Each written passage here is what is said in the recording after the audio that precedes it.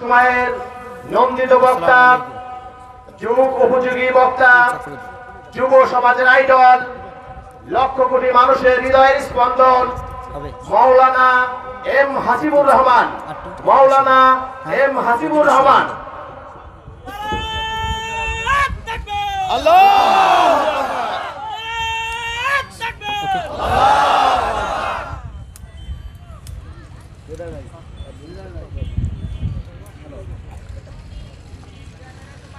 السلام عليكم ورحمة الله وبركاته. إن الحمد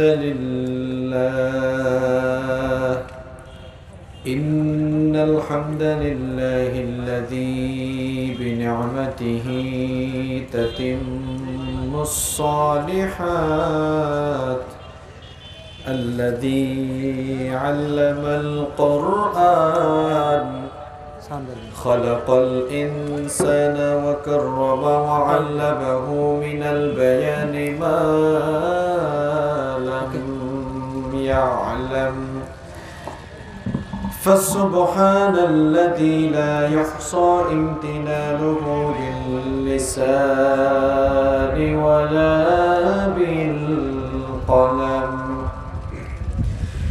نستغفره ونتوب إليه، ونشهد أن لا إله إلا الله وحده لا شريك له، ونشهد أن سيدنا وسندنا وحبيبنا وطبيبنا وطبيب أرواحنا محمدا عبد الله ورسوله، أرسله بالحق بشيرا ونذيرا وداعيا إلى الله بإذنه وسراجا وقمرا منيرا. أما بعد، فقد قال الله تعالى في كلامه المجيد وفي فرقانه الحميد: أعوذ بالله من الشيطان الرجيم. بسم الله الرحمن الرحيم. إن الله وملائكته يصلون على النبي، يا أيها الذين آمنوا صلوا عليه وسلموا تسليما. সবাই দুরূদ ইব্রাহিম পড়েন। اللهم صل على محمد وعلى آل محمد كما صليت على إبراهيم وعلى آل إبراهيم إنك حميد مجيد. اللهم بارك على محمد وعلى آل محمد كما باركت على إبراهيم وعلى آل إبراهيم إنك حميد مجيد. ربي زدني علما، ربي زدني علما. رب اشرح لي صدري ويسر لي أمري واحلل عقدة من لساني يفقه قولي. سبحانك لا علم لنا إلا ما علمتنا إنك أنت العليم الحكيم صدق الله العظيم তুমি আছো হৃদয়ের গভীরে ভুলবো তোমায় বলো কি করে তুমি আছো হৃদয়ের গভীরে ভুলবো তোমায় বলো কি করে দেখি নাই তোমারে কোনদিন তবু আছো স্মরণে অমলিন দেখি নাই তোমারে কোনদিন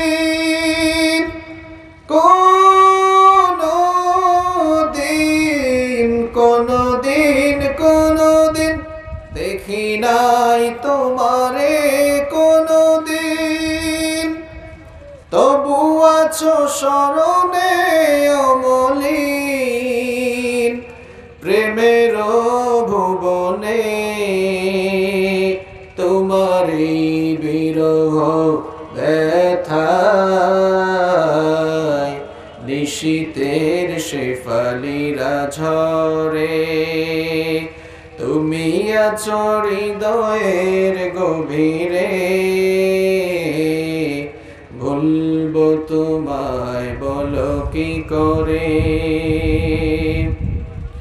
তোমায় ভুলে যদি যাই গো কভু সে হবে আমারই পরাজয় আমার সকল আশার আলো ও বেলায় হারিয়ে যাবে হায় ও বেলায় হারিয়ে যাবে হায় যতবার তোমারে খুঁজেছি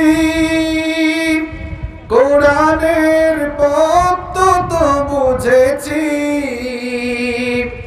যতবার তোমারে খুঁজেছি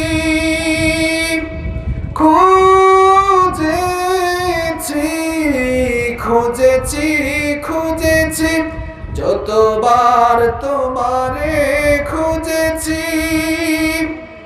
কোরআনের পথ তো বুঝেছি নিজেকে চিনেছি হে রাসূল নবীজি তোমার পাঠানো ঠিকানা পরে তুমি আছো হৃদয়ের গভীরে ভুলবো তোমায় বলো কি করে তুমি আছো হৃদয়ের গভীরে ভুলবো তোমায় বলো কি করে পড়েন আলহামদুলিল্লাহ। বাংলাদেশের অত্যন্ত সুপরিচিত ঐতিহ্যবাহী ফরিদপুর জেলার সদরপুর উপজেলার মরহুম আব্দুস সামাদ মুন্সি দারুল উলুম মাদ্রাসা ও এতিমখানার উদ্যোগে আয়োজিত আজকের এই নবম বার্ষিক ঐতিহাসিক তাফসীরুল কোরআন মাহফিলের মুহতারাম স্বনামধন্য সুযোগ্য সভাপতি, বিশিষ্ট রাজনীতিবিদ, বিশিষ্ট সমাজসেবক, অত্র এলাকার গণমানুষের প্রিয় ব্যক্তিত্ব, জননন্দিত জননেতা, কৃষ্ণপুর ইউনিয়ন পরিষদের স্বনামধন্য চেয়ারম্যান জনাব আলহাজ বিল্লাল হোসেন ফকির সাহেব, আতালাল্লাহু আমরাহু ওয়া বারাকাল্লাহু ফি হায়াতিহি, আমরা সবাই বলি আমিন। আজকের মাহফিলে প্রধান অতিথি হিসেবে যার নাম রয়েছে বিশিষ্ট রাজনীতিবিদ, সমাজসেবক, মাননীয় সংসদ উপনেতার সুযোগ্য পুত্র, আপনাদের অত্র অঞ্চলের গণমানুষের প্রিয় ব্যক্তিত্ব জনাব শাহদাব আকবর চৌধুরী লাবু, আল্লাহ তাআলা ওনাকেও কোরআনের জন্য কবুল করুন, আমরা বলি আমিন। স্পেশাল গেস্ট হিসেবে রয়েছেন বিশিষ্ট সমাজসেবক, বিশিষ্ট রাজনীতিবিদ, আপনাদের সদরপুরের মানুষের অত্যন্ত প্রিয় ব্যক্তিত্ব, সদরপুর উপজেলা পরিষদের জননন্দিত চেয়ারম্যান জনাব কাজী শফিকুর রহমান সাহেব, আল্লাহ তাআলা ওনাকেও ইসলামের জন্য কোরআনের জন্য কবুল করুন, আমরা বলি আমিন। আজকের মাহফিল যিনি সার্বিকভাবে তত্ত্বাবধান করেছেন, বিশেষ করে আজকের এই প্রোগ্রাম বাস্তবায়নে যিনি সবচেয়ে বেশি কন্ট্রিবিউশন রেখেছেন, আপনাদের সকলের অত্যন্ত প্রিয় মানুষ, যিনি আমার সাথে দীর্ঘদিন যোগাযোগ রেখেছেন, আলেম ওলামাদেরকে যিনি অত্যন্ত ভালোবাসেন, পছন্দ করেন, আলেম ওলামাদের সাথে যার মহব্বতের সম্পর্ক রয়েছে, আমাদের প্রিয় ভাই মুন্সি ইশারত, যিনি মাদ্রাসার প্রতিষ্ঠাতা, আমরা ওনার জন্য দোয়া করছি। আল্লাহ তাআলা যেন আমৃত্যু ওনাকে দ্বীনের একজন একনিষ্ঠ খাদেম হয়ে দ্বীনের পক্ষে জীবন পরিচালনার এবং দ্বীনই সকল কাজ আঞ্জাম দেওয়ার তৌফিক যেন আল্লাহ তাকে দান করেন, আমরা বলি আমিন। সম্মানিত ভাইয়েরা, সময় যেহেতু সংক্ষিপ্ত, আমি সেজন্য অপ্রাসঙ্গিক কোনো কথা বলে সময় নষ্ট করতে চাই না। সম্মানিত ভাইয়েরা, আমরা শুরুতেই আল্লাহ তাআলার শুকরিয়া আদায় করছি, যিনি আমাদেরকে আজকের এই মাহফিলে আসার জন্য তৌফিক দিয়েছেন, সুযোগ দিয়েছেন। সেই আল্লাহর জন্য পড়ছি আলহামদুলিল্লাহ। আল্লাহর প্রশংসা করতে আপনাদের কি কষ্ট লাগে, লজ্জা লাগে, তাহলে ভয় লাগে? তাহলে আসুন আমরা খুশি হয়ে পড়ি আলহামদুলিল্লাহ। আমরা প্রশংসা করেছি কার? লাভ হয়েছে কার? দেখেছেন অবস্থা। আমরা যদি কোনো ব্যক্তি বা কোনো বস্তুর প্রশংসা করতাম, যার প্রশংসা করতাম তার ফায়দা হতো, তার লাভ হতো, কিন্তু আমরা সকলে মিলে যখন আমাদের মহান রবের শুকরিয়া আদায় করলাম, আল্লাহ তাআলা তার বিনিময়ে আমাদের প্রত্যেকের আমল নামাকে নেকি দিয়ে ফিল আপ করে দিয়েছেন। সুবহানাল্লাহ। সম্মানিত ভাইয়েরা, কোরআনে কারীমের এই মাহফিলে আসতে পেরে আপনারা খুশি না বেজার? কম না বেশি? আমরা খুশি পরিমাণেও বেশি। জবান খুলে পড়েন আল্লাহু আকবার। আমরা কোরআনের মেলায় এসেছি, কোরআনের প্রোগ্রামে এসেছি। এখানে আমরা একটি কিতাব থেকে কথা বলবো।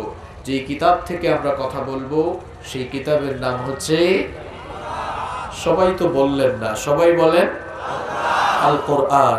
এই কিতাব নাজিল করেছেন কে? এই কিতাবের ভেতরে কোনো ভুল আছে? কোনো সন্দেহ আছে? কোনো সংশয় আছে? থাকবেই বা কিভাবে বলেন?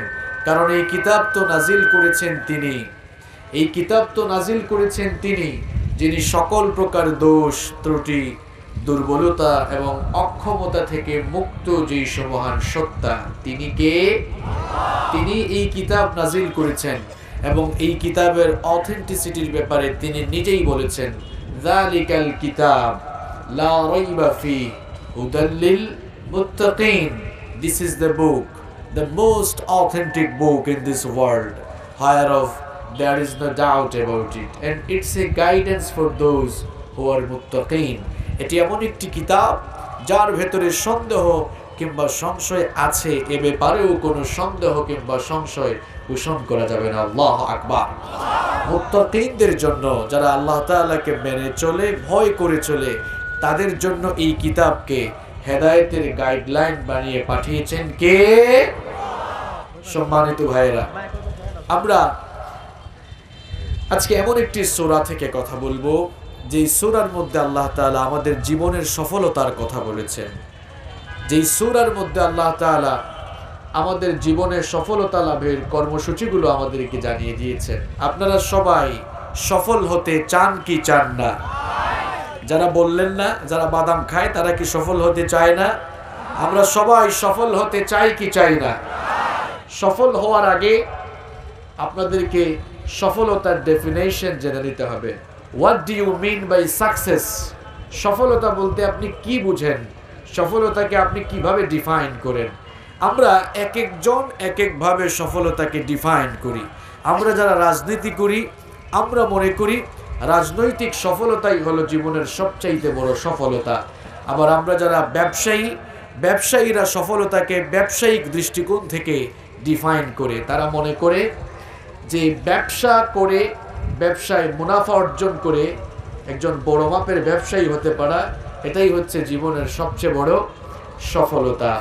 যারা পড়াশোনা করছে, যারা এখনো স্টাডিতে রয়েছেন, তারা মনে করে পড়াশোনা শেষ করে সুন্দর একটি ক্যারিয়ার তৈরি করতে পারাই হচ্ছে জীবনের সবচেয়ে বড় সফলতা। আবার কেউ কেউ আছে কোনো মতে খেয়ে বাঁচতে পারলেই এটাই আমার জীবনের বড় সফলতা। এই যে এক একভাবে এক একজন সফলতাকে ডিফাইন করছে। প্রিয় ভাইয়েরা, প্রকৃত অর্থে মানুষের জীবনের মূল সফলতা কোন জায়গায়? সফলতার মূল সূত্র রয়েছে কোথায়? সফলতা পাবো আমরা কিভাবে? সেটি আমরা জানবো আল্লাহর কোরআন থেকে। আল্লাহ তাআলা কোরআনে কারীমে বলেছেন, ফামান যুহজিহা আনিন নার ওয়া উদখিলাল জান্নাতা ফাকাদ ফাজ। প্রকৃতপক্ষে সফলকাম ওই লোক, সফলকাম হবে তারা যারা কিয়ামতের দিন আল্লাহ তাআলার জাহান্নামের আগুন থেকে বেঁচে গিয়ে জান্নাতে ঢুকতে পারলো। ওই লোকটাই হচ্ছে প্রকৃত অর্থে সফল। আপনারা বুঝে শুনে জবাব দেন তো। মনে করেন কারো কাছে কোটি কোটি টাকা আছে, গাড়ি বাড়ি, ইন্ডাস্ট্রির মালিক, অথবা হতে পারে রাজনৈতিকভাবে তিনি সফল হয়েছেন, ব্যবসায়িকভাবে সফল হয়েছেন, কিন্তু এত টাকা পয়সা, এত পাওয়ার, এত কিছু থাকার পরেও যদি লোকটা শেষ পর্যন্ত জাহান্নামে যায়, আপনারা কি তাকে সফল বলবেন নাকি ব্যর্থ বলবেন? ব্যর্থ। একজন মানুষের জীবনের সবচাইতে বড় সফলতা হলো কিয়ামতের দিন আল্লাহ তাআলার জাহান্নাম থেকে বেঁচে জান্নাতে ঢুকতে পারা। এটি হচ্ছে মানুষের জীবনের সবচেয়ে বড় সফলতা। তাহলে আমরাও তো সফল হতে চাই। মুমিনের সফলতা হলো জান্নাতে যেতে পারা। আমরা সবাই জান্নাতে যেতে চাই কি চাই না?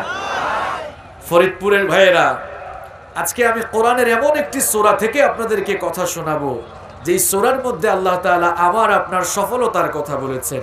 যেই সূরার মধ্যে আল্লাহ তাআলা আমাদের জীবন কোন রাস্তায় কিভাবে কাটালে, কোন কর্মসূচির আলোকে জীবন পরিচালিত করলে সফল হওয়া যাবে, সেই কর্মসূচিগুলো আল্লাহ তাআলা যে সূরার মধ্যে বর্ণনা করেছেন।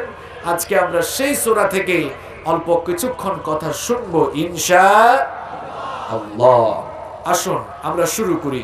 আজকে আমি আপনাদের সামনে যে সূরা থেকে তেলাওয়াত করব, আলোচনা করব, সেই সূরাটির নাম হচ্ছে সূরাতুল মুমিনুন। সবাই আওয়াজ করে বলেন তো, আমরা যে সূরা থেকে আলোচনা শুনবো সেই সূরার নাম কি? আমি কিন্তু একাডেমিক স্টাইলে আলোচনা করব। এখানে আপনারা শুনবেন আর বাদাম খাবেন এটা হবে না। যতক্ষণ কথা বলবো পুরো আলোচনা মুখস্থ করতে না পারলেও মূল মূল পয়েন্টগুলো আপনাদেরকে শিখায়া এরপরে বাড়িতে ছাড়বো আজকে ইনশাআল্লাহ।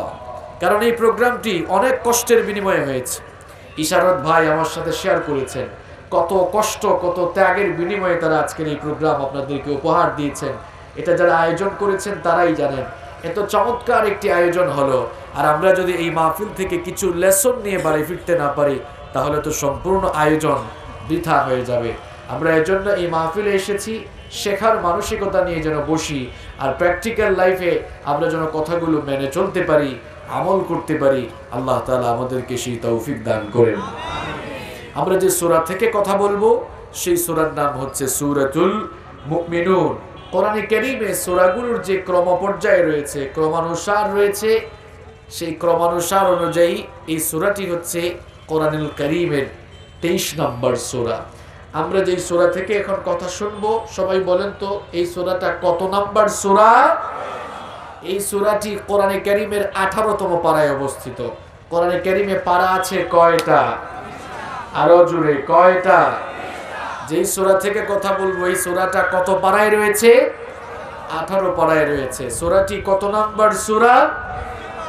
মাশাআল্লাহ, মুখস্থ হয়ে যাচ্ছে না? আপনারা জানেন কোরআনুল কারীমের সূরাগুলো দুই ভাগে বিভক্ত। কোরআনুল কারীমের কিছু সূরা হচ্ছে মাক্কি আর কিছু সূরা হলো মাদানী। মাক্কি সূরা কোনগুলো? যেই সূরাগুলো রাসূল করিম সাল্লাল্লাহু আলাইহি ওয়াসাল্লামের হিজরতের পূর্বে মক্কায় নাজিল হয়েছে সেই সূরাগুলোকে বলা হয় মাক্কি সূরা। আর যেই সূরাগুলো রাসূল করিম সাল্লাল্লাহু আলাইহি ওয়াসাল্লাম মক্কাতুল মুকাররমা থেকে মদিনা মুনাওয়ারায় মাইগ্রেট হওয়ার পর, হিজরত করার পর নাজিল হয়েছে, ওই সূরাগুলোকে বলা হয় মাদানী সূরা। আমরা যেই সূরা থেকে আজকে কথা বলবো সেই সূরাটি হচ্ছে মাক্কি সূরা। সবাই বলেন তো, সূরাটি মাক্কি না মাদানী? মাক্কি সূরা। কেন? এই সূরাটি রাসূল করিম সাল্লাল্লাহু আলাইহি ওয়াসাল্লামের মাক্কি জিন্দেগিতে নাজিল হয়েছে। এই সূরার রুকু সংখ্যা 6, আয়াত সংখ্যা 118। সূরাটির প্রথম আয়াত কদ আফলাহাল মুমিনুন, এই আয়াতে কারিমা থেকে মুমিনুন শব্দটিকে চুজ করে সূরার নাম রাখা হয়েছে সূরাতুল মুমিনুন। এই সূরাটি নাজিল হয়েছে কখন? এই তোমার সমস্যা কি রে ভাই? একটু মাইকটা দিয়ে বসে তুমিও শোনো, ঠিক আছে? এই সূরাটি নাজিল হয়েছে কখন শুনেন। এই সূরাটি এমন এক কঠিন সময়ে নাজিল হয়েছে, বিশ্বনবী সাল্লাল্লাহু আলাইহি ওয়াসাল্লাম যখন মক্কার জমিনে আল্লাহর দ্বীনের দাওয়াত শুরু করেছেন। মক্কার জমিনে আল্লাহর দ্বীনের দাওয়াত শুরু করার পরে চতুর্দিক থেকে কাফের মুশরিকরা যখন বিশ্বনবীর বিরোধিতা শুরু করলো, বিরোধিতা শুরুর এক পর্যায়ে তারা যখন বিশ্বনবী সাল্লাল্লাহু আলাইহি ওয়াসাল্লাম এবং ঈমানদার মুসলমানদের উপরে অত্যাচার আর নির্যাতনের জুলুম নির্যাতন চালাচ্ছিল, ঠিক সেই সময়ে সূরাতুল মুমিনুন আল্লাহ তাআলা নাজিল করলেন। কারণ হলো মক্কার জমিনে যারাই ঈমান আনত তারাই জুলুম নির্যাতনের শিকার হয়ে যেত। যারাই ঈমানের কথা বলতো, যারাই ঈমান কবুল করত, কাফের মুশরিকরা মরুভূমির অগ্নিতপ্ত বালির উপরে চিৎ করে শুইয়ে দিয়ে তাদেরকে চাবুক পিটা করত। কাউকে কাউকে জ্বলন্ত কয়লার উপরে চিৎ করে শুইয়ে দিত। আবার কাউকে কাউকে জমিনে গর্ত খনন করে সেই গর্তের ভেতর ঢুকিয়ে দিয়ে তাদের উপরে অবর্ণনীয় জুলুম নির্যাতন চালাতো। গোটা মক্কায় যখন এই রকম অকথ্য আর অবর্ণনীয় জুলুম নির্যাতন চলছে, ঠিক সেই সময় আল্লাহ তাআলা সূরাতুল মুমিনুন নাজিল করলেন। সূরাতুল মুমিনুনের মধ্যে আল্লাহ তাআলা পূর্ববর্তী আম্বিয়া কেরাম আলাইহিমুস সালাম দ্বীনের দাওয়াত দিতে গিয়ে তারা যে জুলুম নির্যাতনের শিকার হয়েছিলেন, সেই জুলুম নির্যাতনের নির্মম কাহিনী এই সূরায় আল্লাহ তুলে দিয়েছেন। এই সূরার মধ্যে আল্লাহ তাআলা নূহ আলাইহিস সালামের কথা বলেছেন। এই সূরার মধ্যে আল্লাহ তাআলা সাইয়েদনা হুদ আলাইহিস সালামের কথা বলেছেন। সাইয়েদনা নূহ আলাইহিস সালাম এবং সাইয়েদনা হুদ আলাইহিস সালাম তারাও তাদের কওমের কাছ থেকে, তাদের জাতির কাছ থেকে তারাও জুলুম নির্যাতনের শিকার হয়েছিলেন। এমন সময় আল্লাহ তাআলা সূরাতুল মুমিনুন নাজিল করে নূহ আলাইহিস সালামের জাতির কাহিনী, হুদ আলাইহিস সালামের জাতির কাহিনী ঈমানদার মুসলমানদেরকে আল্লাহ যেন একটাই জানাতে চেয়েছেন, ওগো আমার হাবিব ঈমানদারদেরকে জানিয়ে দেন অত্যাচার আর জুলুম নির্যাতনে তারা যেন ফ্রাস্ট্রেট না হয়ে যায়, তারা যেন বিচলিত হয়ে না যায়, তারা যেন শঙ্কিত হয়ে না যায়।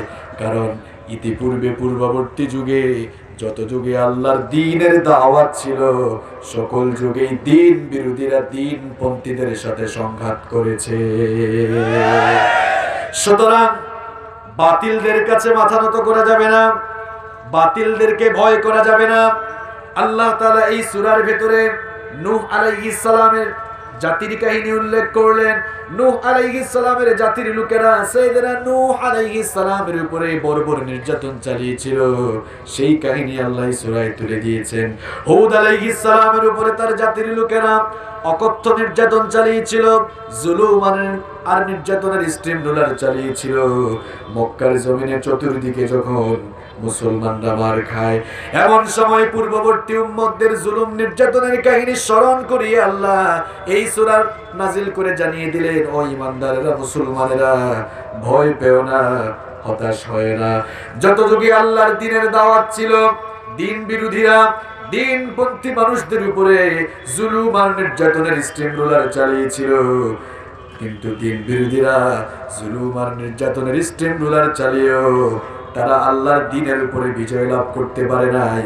বরং যুগে যুগে যারাই আল্লাহর দ্বীনের বিরুদ্ধে কথা বলেছে, যুগে যুগে যারাই আল্লাহর দ্বীনের বিরুদ্ধে কাজ করেছে, তারাই ধ্বংসের আস্থা করে নিক্ষেপ হয়ে দুনিয়া থেকে জিল্লতির সাথে বিদায় নিয়েছে।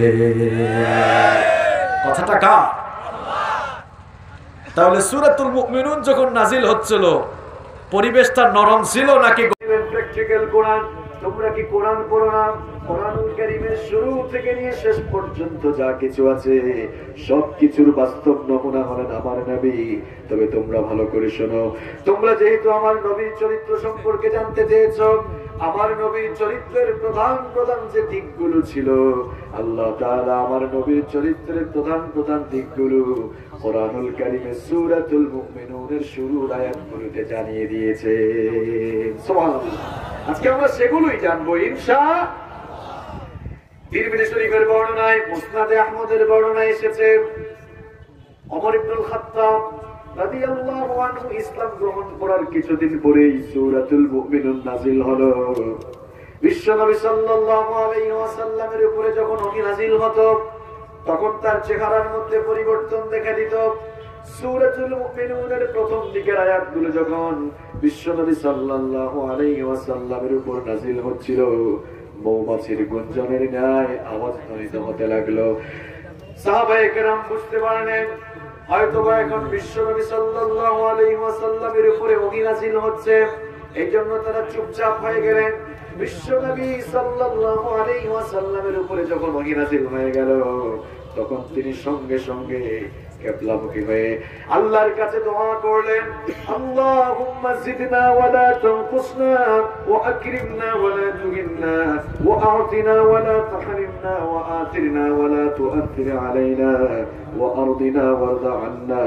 বিশ্বনবী সাল্লাল্লাহু আলাইহি ওয়াসাল্লাম দোয়া করলেন, ওগো আল্লাহ আমাদেরকে সম্মানিত করো, আমাদেরকে অপমানিত করো না, আমাদেরকে দান করো, আমাদেরকে বঞ্চিত করো না, অন্যের উপরে আমাদের প্রভাব বিস্তার করে দাও, আমাদের উপরে কেউ যেন প্রভাব খাটাতে না পারে, তোমার উপরে আমাদেরকে সন্তুষ্ট রাখো আর আমাদের উপরেও তুমি সন্তুষ্ট হয়ে যাও। এই আয়াতগুলো নাযিল হওয়ার পরে বিশ্বনবী সাল্লাল্লাহু আলাইহি ওয়াসাল্লাম এই দোয়া করলেন। এই দোয়া করার পর সাহাবায়ে কেরাম রাদিয়াল্লাহু তাআলা আলাইহিম আজমাইনদের দিকে মুখ ফিরিয়ে বিশ্বনবী সাল্লাল্লাহু আলাইহি ওয়াসাল্লাম বললেন, আমার সাহাবীরা শোনো, ইতিমধ্যে আল্লাহ তাআলা আমার কাছে সূরাতুল মুমিনুনের এমন কিছু আয়াত নাযিল করেছেন, ওই আয়াতে কারিমার মধ্যে আল্লাহ তাআলা মুমিন জীবনে সফলতা লাভের জন্য এমন কিছু কর্মসূচি তুলে দিয়েছেন। ওই সকল কর্মসূচিগুলো যদি তোমরা তোমাদের জীবনে অর্জন করতে পারো, ওই সকল কর্মসূচিগুলো যদি তোমরা তোমাদের জীবনে গ্রহণ করতে পারো, তাহলে তোমাদের রব তোমাদেরকে জান্নাতুল ফেরদাউসের সুসংবাদ দিয়েছেন।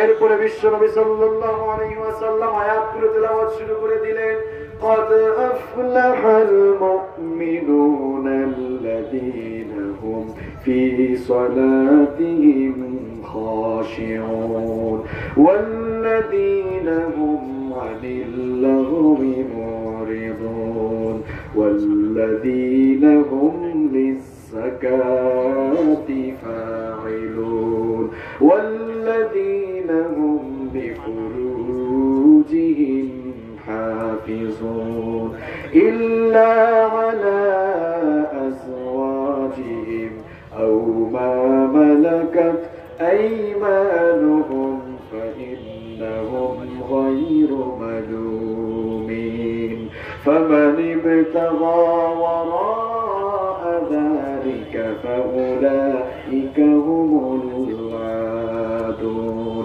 والذين هم لأماناتهم وعهدهم راعون والذين هم على صلواتهم يحافظون। আল্লাহ তাআলা জানিয়ে দিলেন অবশ্যই মুমিনরা সফল কাম হয়েছে। এবার কোন সব কোয়ালিটি সম্পন্ন মুমিনরা সফল হয়েছে, তাদের জীবনে কি কি কর্মসূচি থাকবে, এরপরে আয়াতে আল্লাহ তাআলা সকল কাম মুমিনদের জীবনে 7 দফা কর্মসূচি গ্রহণের কথা বললেন। জোরে কোন কয় দফা? আরো জোরে বলেন কয় দফা? 1 নম্বরে আল্লাহ তাআলা বলেন, আল্লাযীনা হুম ফি সালাতিহিম খাশিউন, যারা তাদের নামাজে খুশু অবলম্বন করে, বিনয় অবলম্বন করে, একাগ্রতা আর একনিষ্ঠতার সাথে যারা সালাত আদায় করে। 2 নম্বরে হলো ওয়াল্লাযীনা হুম আনিল লাগwi মুরিদুন, যারা অনর্থক অপ্রয়োজনীয় বেহুদা কাজকর্ম থেকে বিরত থাকে। তিন নম্বর হলো ওয়াল্লাযীনা হুম লিয-যাকাতি ফাঈলুন, যারা যাকাতের পথে কর্মতৎপর থাকে। আর চার নম্বর হলো ওয়াল্লাযীনা হুম লিফুরুজিহিম হাফিজুন, যারা তাদের লজ্জাস্থানের হেফাজত করে। এরপরে 5 নম্বরে আল্লাহ তাআলা বললেন ওয়াল্লাযীনা হুম লিআমানাতিহিম ওয়া আহদিহিম রাউন, 5 নম্বরে আল্লাহ তাআলা বললেন যারা তাদের আমানত রক্ষা করে।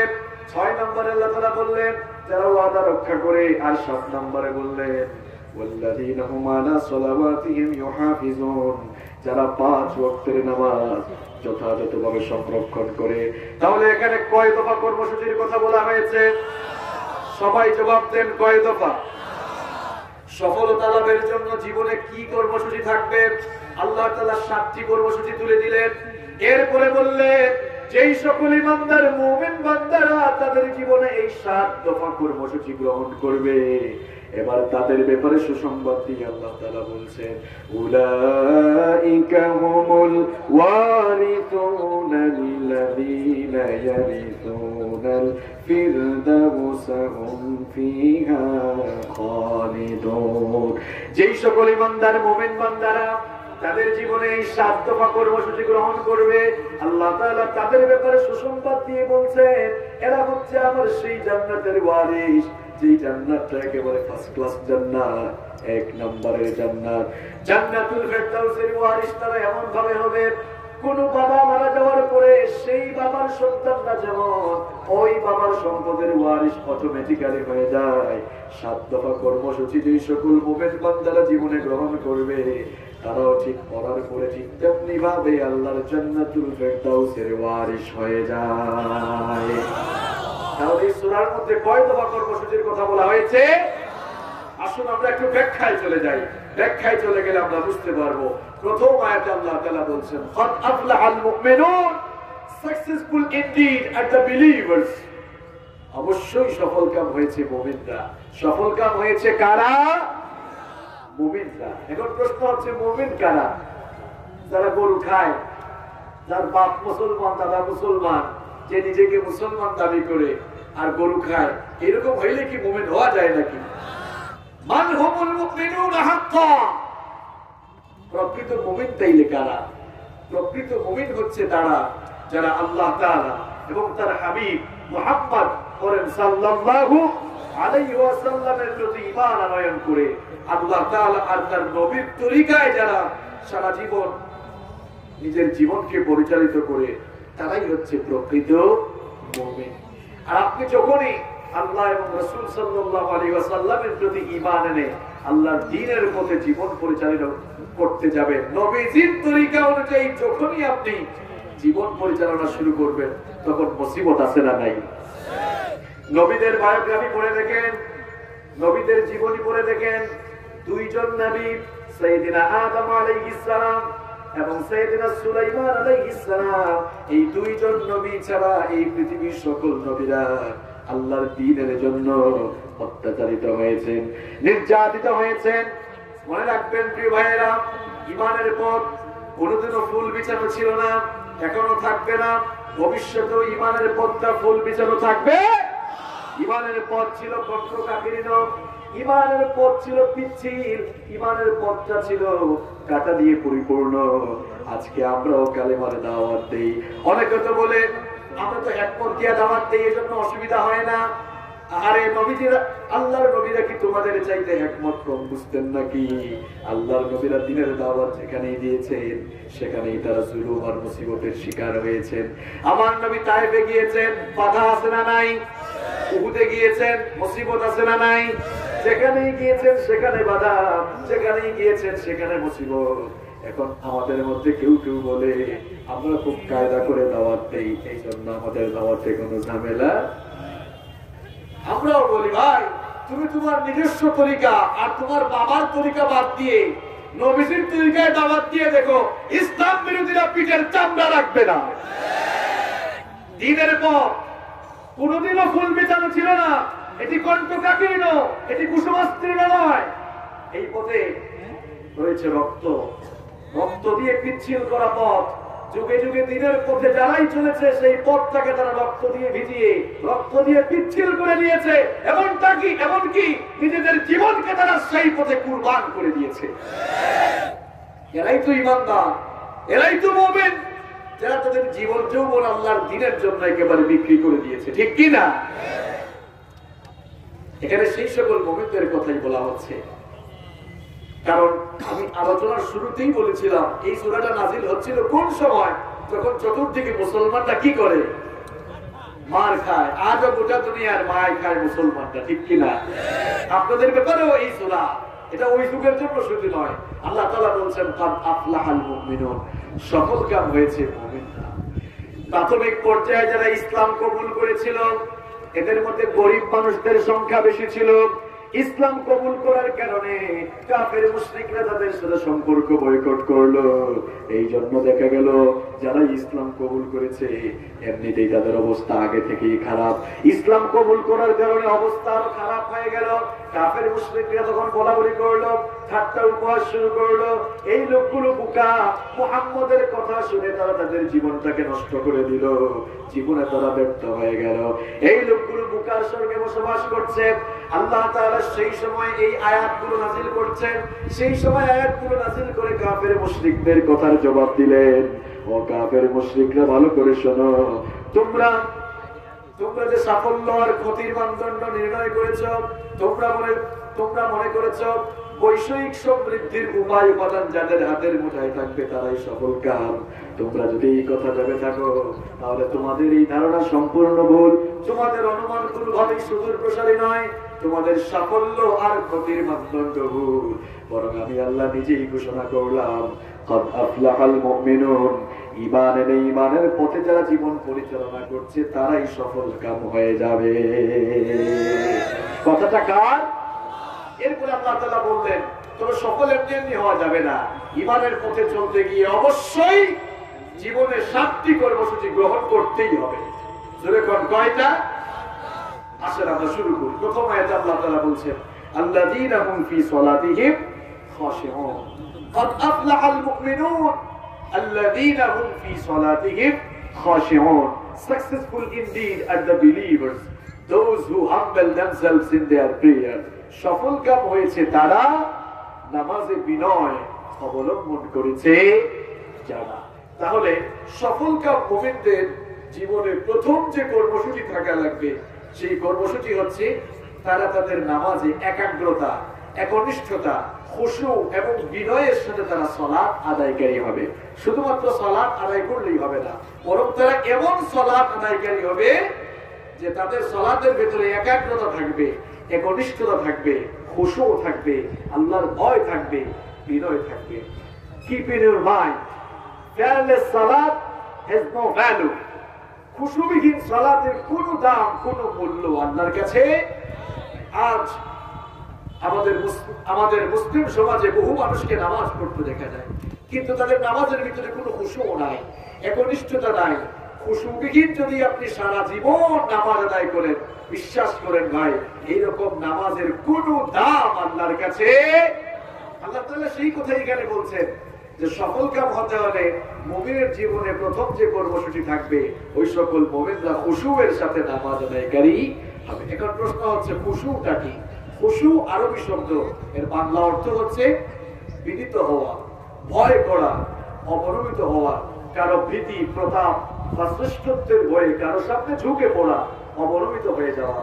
আরে আমরা যখন অফিসের বস, কোম্পানির বস, কিংবা আমরা যখন আমাদের নেতৃবৃন্দের সামনে দাঁড়াই, কত অনুনয় বিনয় করে, কত বিনয়ের সাথে সামনে দাঁড়ায়। এই লোকগুলাই যখন আমার মসজিদে দাঁড়ায়, দাঁড়ানোর পরে আল্লাহর সামনে যে দাঁড়িয়েছে তার বহিঃপ্রকাশ আর ঘটে না, কারণ তার ভেতরে খুশুও নাই। দেখা যায় নামাজে দাঁড়ানোর পর গলা ঠিক করে, হাত ঠিক করে এদিক ওদিক তাকায়। আমি একবার এক মসজিদে নামাজের জন্য ঢুকলাম, এক মুসল্লির পাশে গিয়ে দাঁড়ালাম। যখনই নামাজ শুরু করতে যাব, মুসল্লি দিকে আমার দিকে আপনি তাকায়। আমি বললাম কি মুসল্লি এদিকে তাকান কেন? সাজদার জায়গার দিকে এটা তাকাবেন, নামাজ তো চলে। যেই লোকটা নামাজ চলাকালীন সময় আমার দিকে তাকায়, এই লোকটার নামাজে কি কোনো খুশু আছে? কোনো খুশু নাই। কেউ কেউ তো আছে রুকু সাজদায় গিয়ে পেছনের দিকে একটু দেখি তো পেছন দিকে কয় কাতার হইল। আবার একজন নামাজ থেকে একদিন বের হয়ে বলে, দোস্ত দেখছো কি সুন্দর মসজিদ, এই মসজিদে 103টা ফ্যান আছে। তো তার বন্ধু বললো, কিরে মসজিদে এতগুলো ফ্যান আছে তুই কেমনে করলি? তো ইমাম সাহেব যখন তেলাওয়াত করেছেন, ইমাম সাহেব তো ইমাম সাহেবের কাম করেছে, আর আমি চিন্তা করলাম সময় নষ্ট করে কি লাভ, আমিও সময়গুলোকে কাজে লাগাইয়া দেখি মসজিদে কয়টা ফ্যান আছে, ফ্যান গুনে গুনে আমিও সময় কাটিয়েছি। এরকম আছে না নাই? এটা তো নামাজের খুশুয়ের পরিপন্থী কাজ। এইরকম করে সারা জীবন নামাজ আদায় করলে এই নামাজের কোনো দাম আল্লাহর কাছে থাকবে? নামাজে খুশু নিয়ে আসতে হবে, আল্লাহর ভয় নিয়ে আসতে হবে। নামাজে আমরা কিভাবে খুশু ফিরিয়ে আনবো, কিভাবে আমরা আমাদের নামাজটাকে সুন্দর করবো, এজন্য আমি আপনাদেরকে 5টা টিপস আজকে দিয়ে দেবো। কয়টা? 5টা। নাম্বার 1, 1 নাম্বার হচ্ছে নামাজটাকে বুঝার চেষ্টা করবে। আমাদের মধ্যে বহু মুসলমান আছে নামাজটা বুঝে না, নামাজের শুরু থেকে নিয়ে শেষ পর্যন্ত নামাজে কি পড়ে কিছুই বুঝে না। নামাজটা বুঝার জন্য চেষ্টা করবেন, তাহলে নামাজে কনসেন্ট্রেশন বাড়বে, নামাজে মনোযোগ বাড়বে। হাদিসে কুদসির মধ্যে আল্লাহ তাআলা বলেছেন, কাসসামতুস সালাতু বাইনি ওয়া বাইনা আবদি নিসফাইন। নামাজকে আমি আল্লাহ পাক আমার আর আমার বান্দার মধ্যে 2 ভাগ করে দিয়েছি। ফানিসফুহা লি ওয়া নিসফুহা লি আবদি। নামাজের অর্ধেক হলো আমার জন্য আর অর্ধেক হলো আমার বান্দার জন্য। নামাজে যখন আমরা দাঁড়াই আমাদের সঙ্গে আল্লাহ কথা বলা শুরু করে দেন। আমরা যখন নামাজে দাঁড়িয়ে তেলাওয়াত শুরু করি, আলহামদুলিল্লাহি রাব্বিল আলামিন। নামাজে দাঁড়ানোর পর প্রথম আয়াত আমরা বললাম আলহামদুলিল্লাহি রাব্বিল আলামিন, সমস্ত প্রশংসা কার? আমরা বললাম, ওগো আল্লাহ সমস্ত প্রশংসা হলো তোমার, যিনি বিশ্ব জগতের রব। আমরা যখন নামাজে দাঁড়িয়ে আল্লাহর প্রশংসা করলাম, আল্লাহ তাআলা চুপ থাকেন না, সঙ্গে সঙ্গেই জবাব দেন, হামিদানি আব্দি, আমার বান্দা নামাজে দাঁড়িয়ে আমার প্রশংসা করলো। 2 নাম্বার আয়াত যখন আমরা বলি আর রহমানির রহিম, ওগো আল্লাহ আপনি হচ্ছেন রহমান, আপনি হচ্ছেন রহিম, আল্লাহ তাআলা চুপ থাকেন না, সঙ্গে সঙ্গে জবাব দেন, আল্লাহ আলাইয়া আব্দি, আমার বান্দা নামাজে দাঁড়িয়ে আমার গুণকীর্তন করছে।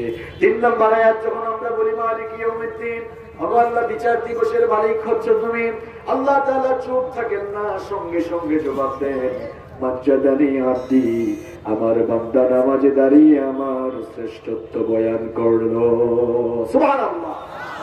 Salat is a conversation between Almighty Allah and the slave. নামাজ হচ্ছে আল্লাহ আর বান্দার মধ্যে কথা বলার জায়গা। সুবহানাল্লাহ। আপনি তো বুঝেন না, এজন্য আপনার মনের ভেতরে কোনো আবেগ কাজ করে না।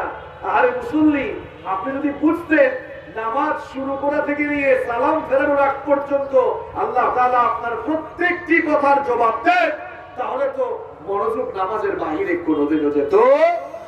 আমাদের মনোযোগ নামাজ থইয়ে যে কত দিকে যায়।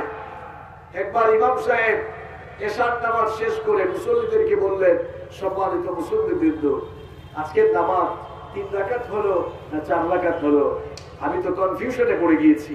কেউ কোনো কথা কয় না। হঠাৎ এক মুসল্লি দাঁড়িয়ে বলে, ইমাম সাহেব আমি 100% কনফার্ম আজ আপনার নামাজ 3 রাকাতই হয়েছে। তো ইমাম সাহেব বললেন যে ভাই আপনি এত কনফিডেন্টলি কিভাবে বললেন? লোকটা তখন বললো, হুজুর বাজারে আমার 4টা দোকান আছে, আমি যখন এশার নামাজে আসি তখন প্রত্যেক রাকাতে এক একটা দোকানের হিসাব আমি কমপ্লিট করি।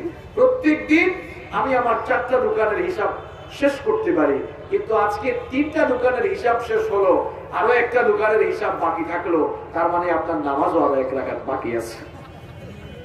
এইরকম নামাজে দাঁড়িয়ে ব্যবসা বাণিজ্যের হিসাব যদি কেউ শুরু করে দেয়, এটা কি নামাজের কোনো খুশু হলো? এটা তো নামাজের খুশু পরিপন্থী কাজ হয়ে গেল। নামাজের খুশু ফিরিয়ে আনার জন্য আমি 1 নাম্বার যে টিপস আপনাদেরকে দিলাম, নামাজটাকে বুঝার চেষ্টা করতাম। নামাজের শুরু থেকে শেষ পর্যন্ত কি পড়ে এটা বুঝার চেষ্টা করেন। কিছুই তো বুঝেন না, কিছুই তো বুঝেন না। রুকুতে গিয়ে বলেন সুবহান রাব্বিয়াল আযীম, সুবহান রাব্বিয়াল আযীম। এই যে নামাজে গিয়ে প্রত্যেকবার আপনি প্রশংসা করছেন কার? আওয়াজ দেন, প্রশংসা করছেন কার? তাসবিহগুলো জপছেন কার? আপনি যে সামি আল্লাহু লিমান হামিদা বলে দাঁড়ান, আপনি তো এটার অর্থ বুঝেন না। এটার অর্থ হলো, বান্দারে তুমি যে রুকুতে গিয়ে তোমার রবের প্রশংসা করলে, তোমার রব তোমার প্রশংসাগুলো শুনেছেন। সুবহানাল্লাহ। নামাজটা বুঝলে কত যে মজা লাগবে। আর না বুঝলে কোনো মজা পাওয়া যাবে। এজন্য নামাজটা বুঝার চেষ্টা করবেন। 2 নম্বর হলো যখনই নামাজে দাঁড়াবেন ওই নামাজটাকে জীবনের শেষ নামাজ মনে করবেন। When you stand for the salah, keep in your mind it's your final salah. যখনই আপনি নামাজে দাঁড়াবেন মাইন্ড সেট আপ করে ফেলবেন এটি হচ্ছে আপনার জীবনের শেষ নামাজ। এরপরে কোনোদিন আর নামাজে দাঁড়াতে পারবেন না। যদি এই দৃষ্টিভঙ্গি এই মানসিকতা নিয়ে নামাজে দাঁড়ান, আপনারাই জবাব দেন নামাজের বাহিরে মনোযোগ যাওয়ার সুযোগ আছে? 2 নম্বর টিপস। নাম্বার 3 নম্বর হচ্ছে রুকু এবং সাজদা ধীরস্থির ভাবে আদায় করবেন। অনেকে আছেন রুকু সাজদা খুব দ্রুত দেন, কেউ কেউ তো রুকু সাজদা এত দ্রুত মারে দেখলে মনে হয় যেন লোকটা নামাজ আদায় করছে না, ফিজিক্যাল এক্সারসাইজ করছে। এরকম এত দ্রুত রুকু সাজদা দেওয়া যাবে না, ধীরস্থির ভাবে রুকু সাজদা দিতে হবে। এরপরে 4 নম্বর হলো নামাজে যখনই দাঁড়াবেন এই ফিলিংসটা অন্তরে পয়দা করবেন। এই ফিলিংসটা এই অনুভূতি অন্তরে জাগ্রত করবেন যে আল্লাহ তাআলার সাথে আমার এখন সাক্ষাৎকার চলছে, তখন মনোযোগ আর নামাজের বাহিরে যাবে না। এরপরে নাম্বার 5 নম্বর হচ্ছে আমাদের পূর্ববর্তী যারা সালফে সালেহিনদের নামাজ থেকে আমাদেরকে শিক্ষা নিতে হবে, তবেই আমাদের নামাজের মধ্যে খুশু ফিরে আসবে। তাহলে আল্লাহ তাআলা এখানে বলছেন قد أفلح المؤمنون الذين هم في صلاتهم خاشعون. Successful indeed are the believers, those who humble themselves in their prayer. সফলকাম হয়েছে তারা নামাজে বিনয় অবলম্বন করেছে। তাহলে সফলকাম হওয়ার জন্য 1 নম্বর যে কাজ করা লাগবে সেটা কি? খুশুয়ের সাথে নামাজ আদায়কারী হয়ে যেতে হবে। আল্লাহ আমাদেরকে কবুল করে নিন, বলে আমিন। এরপরে আসেন সফলতার 2 নম্বর কর্মসূচি আল্লাহ তাআলা এই সূরায় দিয়েছেন, ওয়াল্লাযীনা হুম আনিল লাগwi মুরিদুন। Successful indeed are the believers, those who avoid vain talk, vain work, vain behavior. সফলকাম হয়েছে তারা যারা অনর্থক, অপ্রয়োজনীয়, বেহুদা, ভিত্তিহীন, অনর্থক কথাবার্তা, কাজকর্ম এবং আচার আচরণ থেকে বিরত থাকে। আমাদের জীবনযাপন আমরা করে ফেলেছি এমন আমরা এখন অহেতুক কাজ, অপ্রয়োজনীয় কাজ বেশি করি, যেই কাজ করা দরকার নাই সেটাই আমরা সবচাইতে বেশি করি। অথচ এটা মুমিনের জীবনের কোনো আমল হতে পারে না, এটা মুমিন জীবনের কোনো বিহেভিয়ার হতে পারে না, বরং একজন মুমিন তার জীবনটাকে এত সুন্দর করে সাজাবে কখনোই সে অনর্থক কথা বলবে না, বেহুদা বাজে কথা বলবে না, বাজে কোনো কাজ করবে না, বাজে কোনো কাজের দিকে কনসেন্ট্রেট হবে না, মনোযোগীও হবে না। কোরআনে কারীমের 25 নম্বর সূরা সূরাতুল ফুরকানের 72 নম্বর আয়াতে আল্লাহ তাআলা বললেন, ওয়াল্লাযীনা লা ইয়াশহাদুনা আয-যুর ওয়া ইযা মাররু বিল-লাগwi মাররু কিরামা। আল্লাহ তাআলা বলছেন মুমিন তো তারা যারা মিথ্যা বলে না, মিথ্যা সাক্ষ্য দেয় না, আর তারা যখন কোনো অহেতুক অপ্রয়োজনীয় বেহুদা কথাবার্তা কিংবা কাজ শুনবে অথবা সেই রকম কোনো জায়গা দিয়ে তারা অতিক্রম করবে, তখন তারা সম্মানের সাথে ভদ্রতার সঙ্গে সেই পথ দিয়ে বিচরণ করবে। সুবহানাল্লাহ। অর্থাৎ মুমিনরা কখনো অহেতুক কথা বলবে না। এখন আমরা অহেতুক কথা এত বেশি বলি, বিশেষ করে আমাদের দেশের গ্রামে গঞ্জে চায়ের দোকানের স্টল গুলোকে আমরা পার্লামেন্ট বানিয়েছি। আমি তো প্রায় সময় বলি যে বাংলাদেশে পার্লামেন্ট 2টা, একটা ঢাকায় আর আরেক জাতের পার্লামেন্ট চায়ের দোকানগুলো। ওই চায়ের দোকানগুলোতে দোকানদার সবসময় স্পিকারের ভূমিকায় থাকে, আর চা খেতে যারা আসে তারা সাংসদের ভূমিকায় অবতীর্ণ হয়ে চায়ের কাপে চুমুক দেয়, আর এলাকায় কারা কে কি করলো এগুলা নিয়ে আলোচনা, সমালোচনা, গীবত, চগলখুরি, পরনিন্দা, পরচর্চার ঝড় উঠায়। এইরকম মানুষ অবশ্য ফরিদপুরে নাই, আছে মানে আরো বেশি আছে। এটা তো মুমিনের জীবনের কোনো কর্মসূচি হতে পারে না, এটা মুমিন জীবনের কোনো বিহেভিয়ার হতে পারে না, এটা মুমিনের ক্যারেক্টার হতে পারে না। কারণ একজন মুমিন সব সময় মনে করবেন সে ওয়েটিং রুমে আছে, কখন ফ্লাইট চলে আসবে কেউ জানে না। দুনিয়া হচ্ছে it's like a waiting room, এটা আপনার জন্য ওয়েটিং রুমের মতো। আপনারা যারা দেশের বাইরে সফর করেন আপনারা জানেন ইমিগ্রেশন শেষ করার পরে বিমান ছাড়ার আগ পর্যন্ত একটি রুমে অপেক্ষা করতে হয়। এটাকে কি বলা হয়? Waiting room. এই ওয়েটিং রুমে আপনি ততক্ষণ থাকতে পারবেন যতক্ষণ না বিমান ছাড়বে, ফ্লাইটটা ছাড়বে। আপনার আমার ইমিগ্রেশন অনেক আগেই শেষ হয়েছে। মায়ের পেটের ভেতর থেকে আমরা যখন বের হয়েছি, ইমিগ্রেশন শেষ করেই আমরা মায়ের পেটের ভেতর থেকে এসেছি। এখন শুধু মালাকুল মউত মৃত্যুর টিকিট নিয়ে আসা বাকি।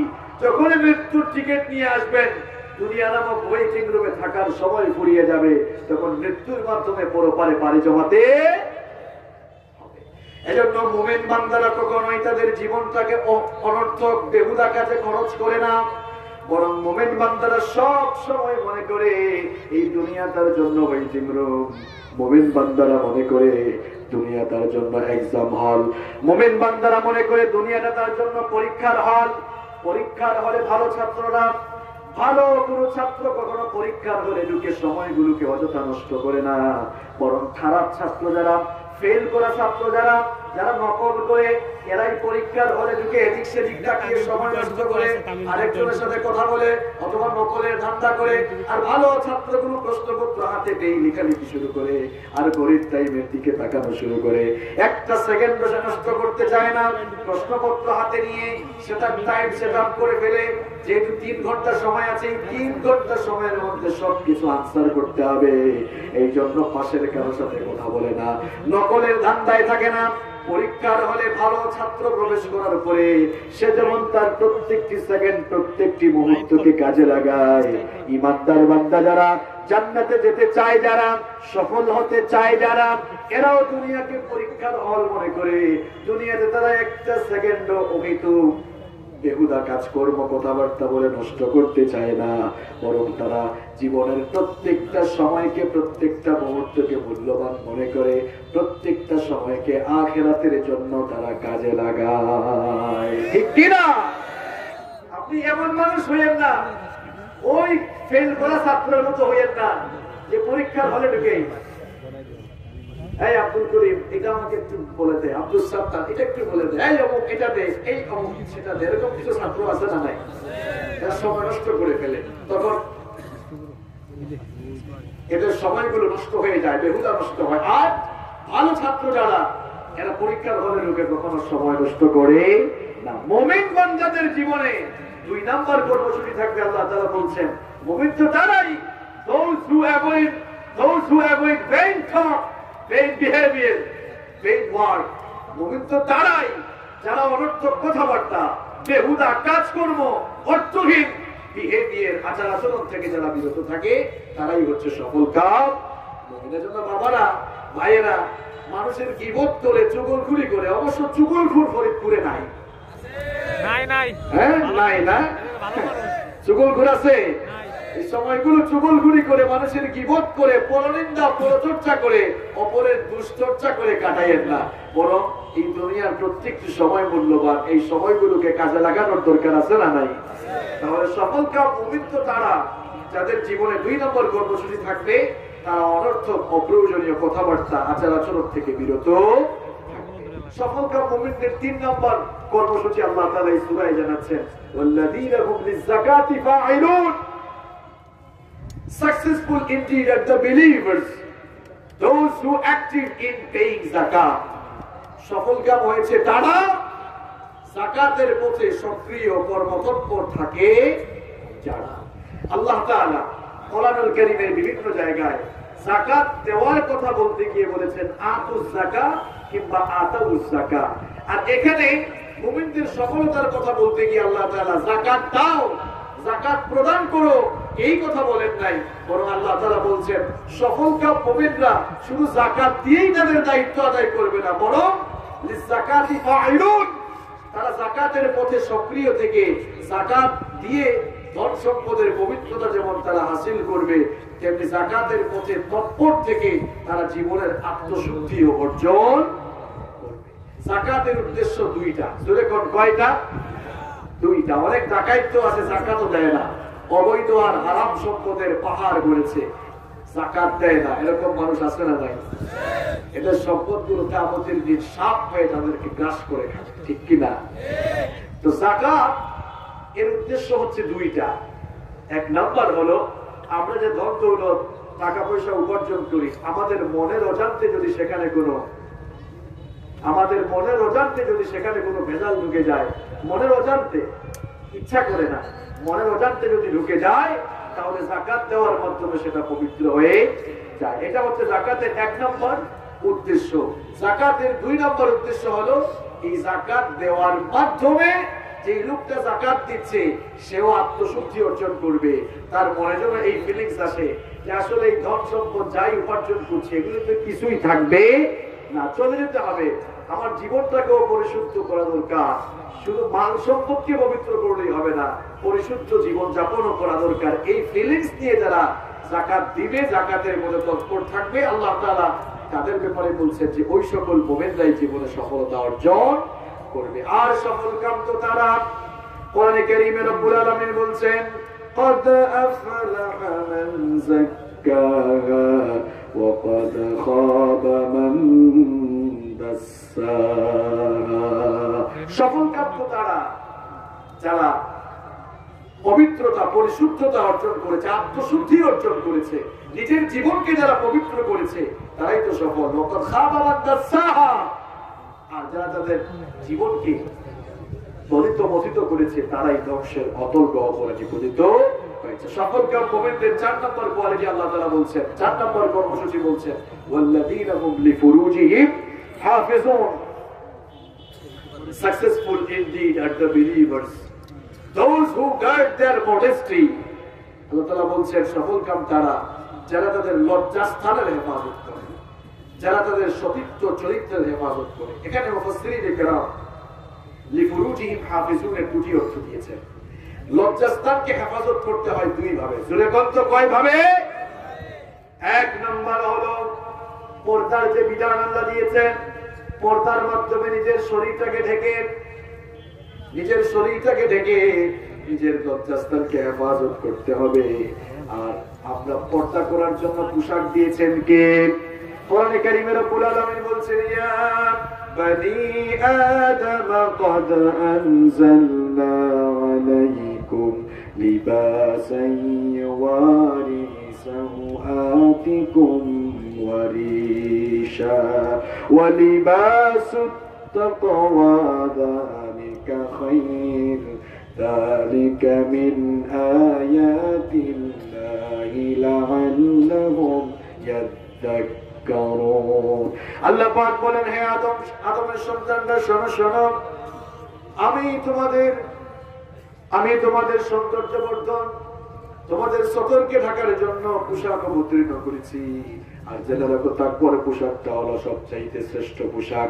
আল্লাহ তাআলা পোশাক দিলেন আপনার ইজ্জত আবরুকে ঢেকে রাখার জন্য, কিন্তু এখন শয়তানের মুরিদরা পোশাক আর পরতে চায় না, পোশাক খুলে ফেলতে চায়। আছে না নাই? এখন তো ছেলেরা মেয়ে হতে চায় আর মেয়েরা ছেলে হতে চায়। ছেলেরা এখন দেখা যায় প্যান্ট একেবারে পরা উচিত ছিল টাকনুর উপরে, একদম টাকনুর নিচে ঢুকায় দেয়। আর মেয়েরা শর্ট করতে করতে উপরে উঠতে এমন উপরে উঠতেছে, আল্লাহ ভালো জানে কোন সময় যে কিছুই থাকে না। এইরকম মেয়েরা ছেলে হতে চায়, ছেলেরা এখন মেয়ে হতে চায়। অনেক ছেলেরা দেখি এখন হাতে ব্রেসলাইট দেয়, কানের মধ্যে কানের দুল দেয়।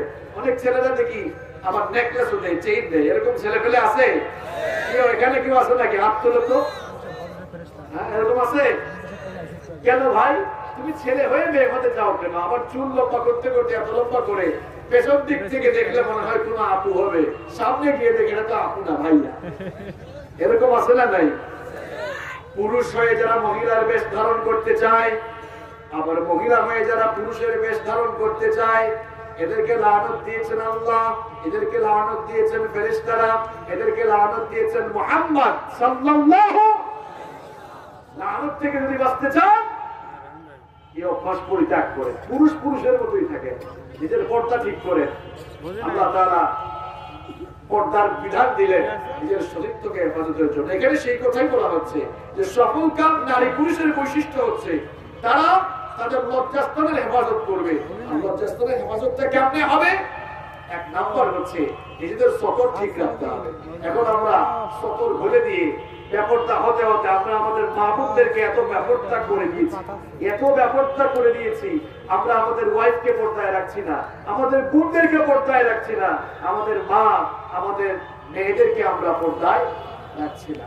আপনাদের মতোই অনেক ভাইরা আছে যারা মাহফিলে আসে, আবার মাহফিল থেকে গিয়ে ভাবিকে নিয়ে যখন বের হয় পুরখা ছাড়া বের হয়, এরকম আছে না নাই? আছে না নাই? এরকমই এক ভাই সদরপুর বাজারে ভাবিকে নিয়ে দাঁড়ায় আছে, বুরখা টুরখা নাই। আরেকজন থেকে বলতো, ভাইয়া আপনি দেখলাম গতকাল সদরপুরের মাহফিলে গেলেন, তো আজকে ভাবিকে নিয়ে এরকম বের হইলেন কেন? কয় ভাই তোমার ভাবি তো খুব সুন্দরী, খুব রূপসী, ঘরের ভিতরে তাকে আমি সব সময় দেখি, চিন্তা করলাম আমার বউটা এত সুন্দরী এত রূপসী, এলাকার মানুষজন তো জানে না, এলাকার মানুষ তো জানা দরকার, কারণ তাদেরও তো একটা হক আছে। এরকম নিজের বউকে এলাকার মানুষকে দেখায়া এলাকার মানুষের হক আপনারা কে কে আদায় করেন? হাত তুলেন তো।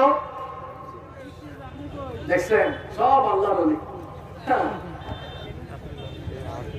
মেয়েদেরকে পর্দায় রাখবেন, নিজের ওয়াইফকে পর্দায় রাখবেন। আবার এমন তো কিছু নাদান আছে যে নিজের বউয়ের ফটো ফেসবুকে দেয়, নিজের বউয়ের ফটো ফেসবুকে দেয়, এবং দেখা যায় কমেন্ট আসলে ভাইটা কি সুন্দর লাগতেছে কেউ বলে না, এবং ছোট ভাইরা কমেন্ট করে ওয়াও ওয়াও ভাবিকে যা লাগতেছে। আবার আরেকজন থেকে জুস, একজনের জুস আরেকজন খায়, বুঝতে পেরেছেন কথা? আরেকজন বলে ভাই ভাবিকে যা লাগতেছে হ্যাপি লাগতেছে। আবার এমন না তার বউয়ের সবকিছু আরেকজন থেকে জুস খায়, সে আবার রিপ্লাই করে, এখন তো থ্যাংক ইউ বলে না, থ্যাংক ইউ থ্যাংক ইউ। আত্মসম্মান বোধ বলতে কিছুই আপনার ভেতরে নেই। ফেসবুক এটা কি পার্সোনাল সাইট নাকি পাবলিক সাইট? কথা বল না কেন? Public site. বউ কি পার্সোনাল না পাবলিক? অনেকে মেসেঞ্জারের স্টোরিতে দেয়, হোয়াটসঅ্যাপের স্টোরিতে দেয়। তাহলে বউ যদি পার্সোনাল হয় আর ফেসবুক যদি পাবলিক হয়, তাহলে আপনি আপনার পার্সোনাল জিনিসটাকে পাবলিক সাইটে দিচ্ছেন কেন? আপনি কি আপনার বউকে তাহলে জনগণের সম্পত্তি বানাতে যাচ্ছেন নাকি? হ্যাঁ, আত্মসম্মান বোধ কি আপনার মধ্যে আদৌ আছে? নিজের আত্মসম্মান বোধ জাগ্রত করুন। আপনার ওয়াইফের সৌন্দর্য কেবলমাত্র আপনার জন্য, আপনার বোন, আপনার সন্তান, আপনার মেয়ে, আপনার মা, আপনার স্ত্রী, সবাইকে পর্দায় রাখবেন। এই বিধানটা কার? লজ্জাস্থানের হেফাজত করতে হবে, পর্দা করতে হবে। আর 2 নম্বর হলো নিজেকে সকল অন্যায়, খারাপ, অশ্লীল, বেহায়াপনার কাছ থেকে বিরত রাখতে হবে। আমার যুবক আর তরুণ ভাইরা, রাস্তাঘাটে মেয়েদেরকে ডিস্টার্ব করো না। আল্লাহ তাআলা এই আয়াতে বলছেন যে সফল কাম মুমিনের জীবনে যে কর্মসূচি থাকবে, সে তার জীবনটাকে এমন ভাবে পরিশুদ্ধ করবে, সেটা লজ্জাস্থান, তার চরিত্রের হেফাজত করবে, তার চরিত্রকে সে কখনো ধ্বংস করে দিবে। তোমাদের কারণে রাস্তাঘাটে মেয়েরা নিরাপদে চলতে পারে না। দেখা যায় গার্লস স্কুল, উমেন্স কলেজ, মহিলা কলেজ ছুটি হলে কিছু লুচ্চা, ইতর, বদমাশ এতিমের মতো রাস্তায় দাঁড়ায় থাকে। এরকম ছেলে পেলে কি ফরিদপুরে আছে নাকি? কেন এই কাজগুলো করো? তোমার বোনকে যদি কেউ ডিস্টার্ব করে এমন ভাবে, তুমি কি সহ্য করতে পারবা? তখন তো তুমি বলবা যে হুজুর একদম মনে মাইরা ফেলবো। তো তুমি চাইলে আরেকজনের বোনকে কেন ডিস্টার্ব করো? এমনটা করা যাবে না। আমার যুবক আর তরুণ ভাইয়েরা, তোমাদের চরিত্র তোমরা সুন্দর করো। স্কুল, কলেজ, ইউনিভার্সিটি, মাদ্রাসায় যারা পড়ো, চরিত্রটা ধ্বংস করে দিও না। মুমিন তার চরিত্রকে কখনো ধ্বংসের মুখে ঠেলে দিতে পারে না। তোমাদের চরিত্রকে তোমরা আল্লাহর নবী সাইয়েদনা ইউসুফ আলাইহিস সালামের মতো পবিত্র করো, সুন্দর করো। আল্লাহর নবী সাইয়েদনা ইউসুফ আলাইহিস সালাম, আল্লাহ তাআলা তাকে এই দুনিয়ার অর্ধেক সৌন্দর্য দিয়েছিলেন। এত সুন্দর সুপুরুষ তিনি ছিলেন, যাকে দেখলে চোখ ফেরানো যেত না, যার সৌন্দর্য, যার রূপে, যার দৈহিক সৌন্দর্যের মাধুর্যতায় মুগ্ধ হয়ে মিশরের সেই যুগের সুন্দরী নারীরা ফল কাটতে গিয়ে নিজেদের আঙ্গুলগুলো কেটে ফেলে দিয়েছিল। সাইয়েদনা ইউসুফ আলাইহিস সালাম যেই ঘরে বড় হয়েছিলেন, সেই ঘরের দুষ্ট মহিলা জুলাইখা সাইয়েদনা ইউসুফ আলাইহিস সালামকে প্রত্যেক দিন তার চোখের সামনে দেখে, সাইয়েদনা ইউসুফ আলাইহিস সালামকে প্রত্যেক দিন তার চোখের সামনে দেখতে দেখতে লোভ সামলাতে পারে না। একদিন সে তার দাসীর মাধ্যমে একেবারে নির্জনে 7টি দরজা অতিক্রম করে তার খাস কামরা একেবারে বেডরুমের মধ্যে আমন্ত্রণ জানালো। সবগুলো দরজার মধ্যে তালা দিয়ে দিল, সবগুলো দরজা লক করে দিল। এরপরে সাইয়েদনা ইউসুফ আলাইহিস সালামকে প্রস্তাব দিল, বলল, ভাই ইউসুফ, আমার এই খাস কামরায়, আমার এই বেডরুমে কেউ আসার সুযোগ নাই, আমি তোমাকে আমার প্রস্তাব দিচ্ছি, আমার প্রস্তাব গ্রহণ করো। ইউসুফ আলাইহিস সালামকে যখন জুলাইখা প্রস্তাব দিল, তিনি তো আল্লাহর নবী, তিনি তখন আল্লাহ তাআলাকে ভয় করে সেই প্রস্তাবকে রিজেক্ট করলেন। তিনি বললেন, আমি তো আল্লাহকে ভয় করি, এমন কাজ কখনো আমি করতে পারবো না। জুলাইখা তখন বলল, আমার প্রস্তাব মানতেই হবে, কারণ এখান থেকে ভাগবার কোনো সুযোগ নাই, পালাবার কোনো রাস্তা নাই। যেই দরজাগুলো দিয়ে ভেতরে এসেছো সবগুলো দরজায় তালা লাগিয়ে দিয়েছি। সাইয়েদনা ইউসুফ আলাইহিস সালাম মনে মনে ভাবলেন, আরে এই দুষ্ট মহিলা আমাকে এমন জায়গায় নিয়ে এসেছে, এই দুষ্ট মহিলার ফাঁদ থেকে আল্লাহ ছাড়া আমাকে কেউ আর বাঁচাতে পারবে না। তিনি তখন কেবলমাত্র আল্লাহকে ভয় করে জুলাইখার ফাঁদ থেকে বাঁচার জন্য আল্লাহকে ভয় করে আল্লাহর নাম নিয়ে তিনি যখন তালাবদ্ধ দরজার দিকে দৌড় দিলেন, আল্লাহ তাআলা তার অসীম কুদরতে 7টি দরজা সবগুলো দরজার তালা খুলে দিয়ে দরজা তার জন্য উন্মুক্ত করে দিলেন।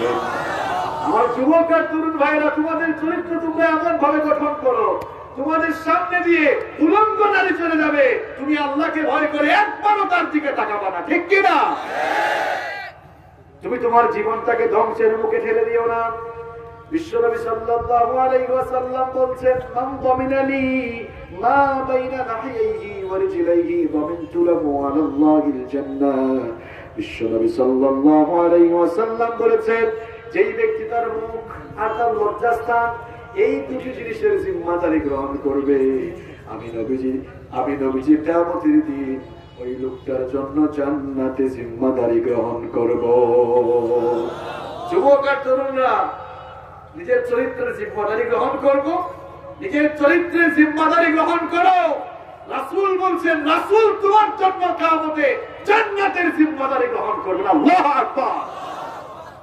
সফলকাম মুমিনদের জীবনে 4 নম্বর যে কর্মসূচি তারা গ্রহণ করবে সেটি হচ্ছে তারা তাদের লজ্জাস্থান, তারা তাদের চরিত্রের হেফাজত করবে, চরিত্রকে কখনো ধ্বংস করে দিবে। কষ্ট হচ্ছে আপনাদের? এই তো শেষ পর্যায়ে আসছে এবং লাইনের কথাগুলোতে এখন মাত্র আসছে, ধৈর্য আছে তো আপনাদের? এরপর আল্লাহ তাআলা বলছেন নাম্বার 5 নম্বর হচ্ছে ওয়াল্লাযীনা হুম লিআমানাতিহিম ওয়া আহদিহিম রাউন। মুমিনদের বৈশিষ্ট্য হলো সফলকাম মুমিনদের জীবনে 5 নম্বর যে কর্মসূচি থাকবে সেটি হচ্ছে মুমিনরা আমানতদার হবে। মুমিনরা কি হবে? আমানতদার। আমানতের খেয়ানতকারী হবে না। আমানতের খেয়ানত, এটা কিন্তু আবার কিয়ামতের আলামত। বিশ্বনবী সাল্লাল্লাহু আলাইহি ওয়াসাল্লামকে প্রশ্ন করা হয়েছিল, মাতাস সাআহ, ওগো আল্লাহর নবী, কখন কিয়ামত হবে? বিশ্বনবী সাল্লাল্লাহু আলাইহি ওয়াসাল্লাম তখন বললেন, ইদা দুইয়াতিল আমানাতি ফান্তাজিরিস সাআহ, চতুর্দিকে যখন আমানতের খেয়ানত শুরু হয়ে যাবে তখন তোমরা কিয়ামতের জন্য অপেক্ষা করো। সাহাবীরা তখন আবারও প্রশ্ন করলেন, কাইফা ইতাআতুহা ইয়া রাসূলুল্লাহ সাল্লাল্লাহু আলাইহি ওয়াসাল্লাম, ওগো আল্লাহর রাসূল, আমানতের খেয়ানত কিভাবে হয়? বিশ্বনবী সাল্লাল্লাহু আলাইহি ওয়াসাল্লাম তখন বললেন, ইদা উসনিদাল আমরু ইলা গায়রি আহলিহি ফান্তাজিরিস সাআহ, চতুর্দিকে যখন অযোগ্য লোকগুলো যোগ্যতার চেয়ারে বসে যাবে, রাগ কইরেন না, সত্য কথাগুলো কিন্তু বলতে হবে। বিশ্বনবীজি বলছেন, চতুর্দিকে যখন অযোগ্য চেয়ারগুলোতে, চতুর্দিকে যখন যোগ্যতার চেয়ারগুলোতে অযোগ্য মানুষগুলো বসে যাবে তখন কিয়ামতের আলামত শুরু হয়ে যাবে। দেখা যাবে সভাপতি হওয়ার যোগ্যতা নাই, সভাপতি হয়ে যাবে। বক্তা হওয়ার যোগ্যতা নাই, বক্তা হয়ে যাবে। মেম্বার হওয়ার যোগ্যতা নাই, মেম্বার হয়ে যাবে। চেয়ারম্যান হওয়ার যোগ্যতা নাই, চেয়ারম্যান হয়ে যাবে। এরকম করে সুযোগ পেয়ে মাঝে মাঝে এমন হবে সারা জীবন নেচেতে গিয়েছে, কমর দুলিয়ে দুলিয়ে টাকা পয়সা ইনকাম করেছে, সুযোগ পেয়ে তারা আবার সর্বোচ্চ জায়গায় চলে যাওয়ার সুযোগ পেয়েছে। এগুলো কিন্তু ভালো লক্ষণ না, এগুলো কিয়ামতের আলামত। এটা এম হাসিবুর রহমানের কথা নয়, বলেছেন মুহাম্মদ সাল্লাল্লাহু আবার বিশ্বনবী বললেন লা ঈমানা লিমান লা আমানাতা লাহু, যার মধ্যে আমানতদারিতা নেই তার মধ্যে দ্বীন নাই, তার মধ্যে ঈমান নাই। আল্লাহু আকবার। কত বড় কথা! আমানতদারিতা তো নাই আজকে আমাদের, কথার আমানত নাই। একজন একটা কথা বলে বললো ভাই এই কথাটা কাউকে বলিয়েন না, তো সেও আরেকজনকে বলে বলে ভাই এই কথাটা বলিয়েন না। এটা কিন্তু মহিলারা বেশি করে, বলিও না, এটা শুধু আমি তোমাকেই বলছি। সে আরেকজনকে বলে কি তুমিও এটা কাউকে আর বলিও না। কথার আমানত নষ্ট হচ্ছে, সম্পদের আমানত নষ্ট হচ্ছে। সম্পদ রেখেছে করছি তো 10,000 20,000 50,000 1 লাখ টাকা রেখেছে, দেখা যাচ্ছে ওইটা তার পেটের ভেতরে ঢুকাই দিয়েছে। রাষ্ট্রের দায়িত্ব, সমাজের দায়িত্ব যাদের কাছে থাকবে এটাও আমানত। আপনার পরিবারের দায়িত্ব আপনার উপরে, এটাও আমানত। এই মাহফিলের দায়িত্ব আপনার উপরে, এটাও আপনার কাছে আমানত। আপনি একটা প্রতিষ্ঠানের প্রধান, এটাও আমানত। আমানতদারিতার সাথে আপনি যদি দায়িত্ব পালন না করেন তাহলে খেয়ানত হয়ে যাবে। এখন চতুর্দিকে এত খেয়ানত শুরু হয়েছে, চতুর্দিকে এত খেয়ানত শুরু হয়েছে। খেয়ানত শুরু হতে হতে এমন অবস্থা হয়েছে আমরা ধ্বংসের দ্বার প্রান্তে চলে যাচ্ছি। ব্যক্তির আমানত, জনগোষ্ঠীর আমানত আজকে নষ্ট হয়ে যাচ্ছে। আমানতের খেয়ানত এটা আবার মুনাফিকেরও আলামত। আর আমানতদারিত থাকা এটা মুমিনের একটি অন্যতম স্বভাব। এরপরে আল্লাহ তাআলা বলছেন 6 নম্বর হলো মুমিনরা তাদের ওয়াদার ব্যাপারেও প্রতিশ্রুতি করতে হবে। যখন যা ওয়াদা করবে তখন তা পালন করবে। বিশ্বনবী সাল্লাল্লাহু আলাইহি ওয়াসাল্লাম বলেন লা দীনা লিমান লা আহদা লাহু, যার মধ্যে ওয়াদা পালন করার অভ্যাস নেই, ওয়াদা পরিপূর্ণ করার আমল নেই, তার মধ্যে আসলে দ্বীনই। আমরা এখন ওয়াদা বেশি করি, পালন কম করি। এটা করবো ওইটা করবো বলে কিছুই আর করে না, আছে না নাই? এক ভাইয়ের কাছ থেকে টাকা নিয়েছে, কয় ভাই আগামী শুক্রবারে দিয়ে দেবো। কত শুক্রবার যে চলে যায় কোনো ঠিক ঠিকানা নাই। দেখা যায় এই রাস্তায় দেখলে অন্য রাস্তায় পালিয়ে। এটা তো মুমিনের জীবনের অভ্যাস হতে পারে না, আমল হতে পারে না। ওয়াদা পালনকারী শুনেন, এটা ঘটনা বলবো তো শুনবেন তো। ওয়াদা পালন কাকে বলে শুনেন। আপনি তো ওয়াদা করলে ওয়াদা ভঙ্গ করে ফেলেন। ওয়াদা পালন কাকে বলে শুনেন। সাইয়েদনা ওমর ইবনুল খাত্তাব রাদিয়াল্লাহু আনহুর শাসন আমলে তার আদালতে একবার এক যুবককে হাজির করা হলো। যুবকের বিরুদ্ধে মামলা হলো। এই যুবককে যারা ধরে এনেছিল 2টা ছেলে নিয়ে এসেছিল, ওই 2 ছেলের বাবাকে এই যুবক হত্যা করেছিল। সাইয়েদনা ওমর ইবনুল খাত্তাব রাদিয়াল্লাহু আনহু যুবককে প্রশ্ন করলেন কি ব্যাপার, সত্যি কি তুমি ওদের বাবাকে হত্যা করেছো নাকি? যুবক তার জবানবন্দিতে বলল আমিরুল মুমিনিন, সত্যি আমি এদের বাবাকে হত্যা করেছি, কিন্তু কাহিনীটা আপনাকে শোনাতে চাই। কারণ আমি ইচ্ছে করে তাদের বাবাকে হত্যা করি নাই, এটা অনিচ্ছাকৃতভাবে হয়েছে। আমিরুল মুমিনিন সাইয়েদনা ওমর ইবনুল খাত্তাব রাদিয়াল্লাহু আনহু তখন বললেন ঘটনা খুলে বলো।